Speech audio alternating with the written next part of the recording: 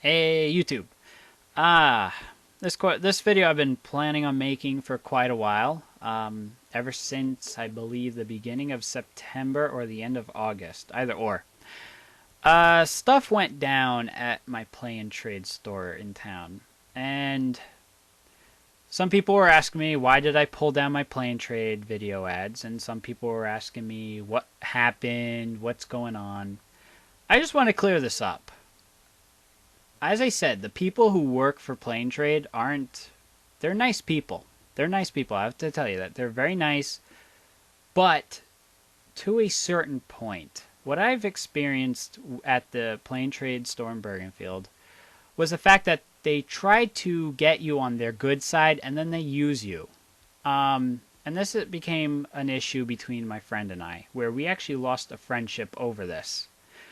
What happened is we started going to that PlayNTrade store about a year ago, and it was like right after it first opened. I introduced myself. I said, "Look, I have a website." At the time, I no longer have the site, and I said, "Look, I'll give you guys free advertisement if you guys can do an exchange that I can just come in the store and review video games, because reviewing video games costs a lot of money if you don't have ties with the video game industry." They said okay and everything. They agreed to it. You know, the owners and the manager agreed to it. So we started doing that for a while. In return, we put up ads and we started recording a podcast in the summer. That's where the slnx.tk website came in.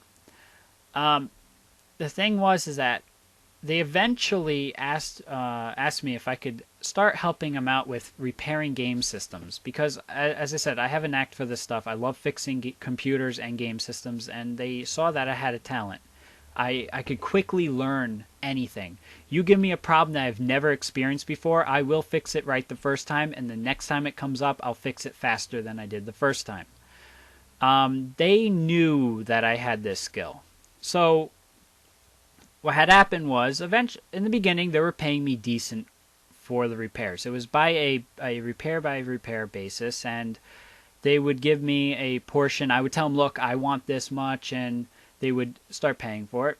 Eventually, we came up with an agreement where they would give me a PlayStation 3 gaming system, and then I would just work it off afterwards. Because I really didn't want cash, and I really wanted a PlayStation 3 to have for Blu-ray movies and some games I couldn't get on a computer. Eventually, I mean, I have to say, in the beginning, they were kind of fair. They would give me about $15 for a regular Nintendo repair. They would give me more for the bigger, newer systems, like a PlayStation 3. They were giving me $50 for a repair. That was pretty good money. But eventually, they started getting very greedy. And this is the point where eventually my grandfather made this aware to me. Because when I was saying, yeah, I got 35 for this repair, he's like, well, that's a little too low, don't you think? So then I started investigating. I asked PlayNTrade for a form of my, receipt of my recent repairs. And what I noticed is that for the same repairs I was doing, they eventually started giving me less and less. So whereas I got an NES repair $15 the first time, they gave me $5 the next time and the following after that. And I didn't realize that. The original agreement was I was going to tell them how much the repair would cost them for me to do it, for the labor costs. And eventually they started trying to screw me. And then it got to the point where I was doing a lot of consoles and they weren't writing it down. I told them, look, I did this, I did that, and they weren't putting it down. So they were trying to screw me. Eventually it got to the point where they were just nickeling and diming me so much that I eventually got fed up. And the point that really pissed me off, to the point where I no longer go to that store and I no longer recommend them, is that I did a laptop repair for them that they never paid me for. And I wanted $80. They agreed to the $80, but too bad I did not record them, because I could have just sued them for that.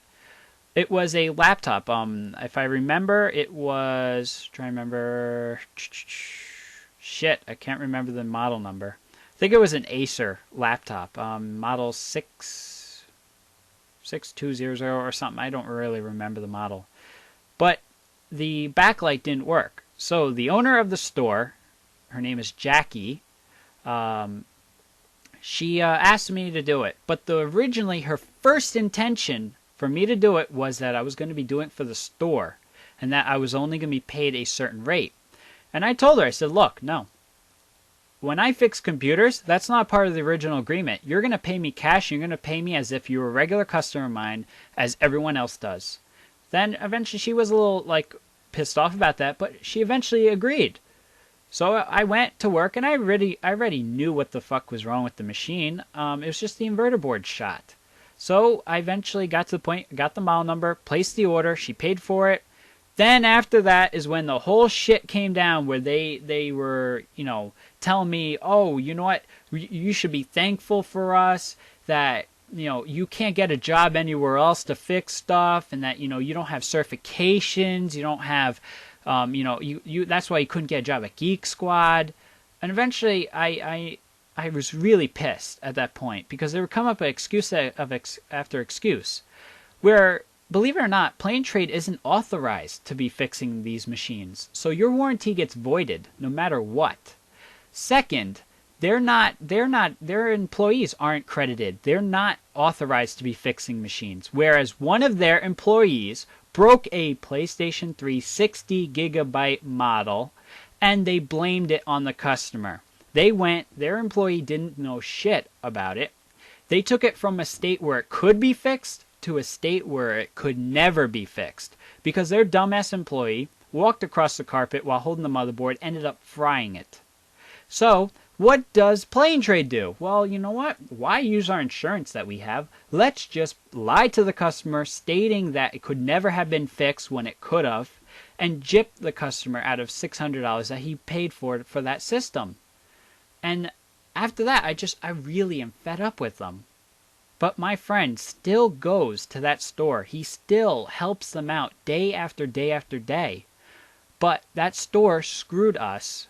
They insisted on coming up with bullshit examples as to why we can't get hired at Geek Squad, when, believe it or not, Geek Squad doesn't ask for or require a degree or a certification of any sort. So they were using that against me. And the point is that PlayNTrade has done a lot of things that would be considered a criminal offense. And they gypped me out of $80, which is considered theft of service. They're so lucky I did not decide to sue them. I know it's only $80, but they owe me a hell of a lot more. And now they have some other guy who's stupid and's working for them for a little bit less than I was getting. I mean, and that's the thing. Their parts that they use, especially for the PSP in Bergenfield, they screwed one customer 4 times. He had a drive fail on him. Okay, we'll charge you for a new part that's not actually new, that we found when we bought it off of eBay. And let's just put that in. If it works fine, we'll charge you for it, and we'll charge you for labor. Okay, the next week, buttons start malfunctioning on the PSP. Well, you know what? We're going to have to charge you for this, and we're going to have to replace this. Okay, next week, the same fucking drive fails again. So now he charges them again for a new one. And the point is that, I mean, I'm not 100% correct on, the time that they were failing, but this kid had the machine fixed 4 times. And it wasn't properly repaired. So that's the thing, is, as I said, my anger towards PlayNTrade isn't the franchise, because whatever happened at this store most likely won't happen at another. It's just that these people are just in it to make money, and they don't give a shit about you or me. And that's why I don't endorse them. That's why I don't really care for them. And that's why I lost my friend, because my friend decided to choose the store over me. And I know some people could say stupid shit about that, but the point is that I had a friend for over 10 years. He listened to a person he just met over me. And that's why I ended my friendship. But I do hope that we can be friends again. So hopefully he turns around and watches this video. So thank you, YouTube. If you have any questions as to specifics of what happened, I could give you some information. And I just really am fed up with this store, and I hope they go out of business. I don't care if they try to sue me for slander, but freedom of speech states I can say whatever the fuck I want. I don't care.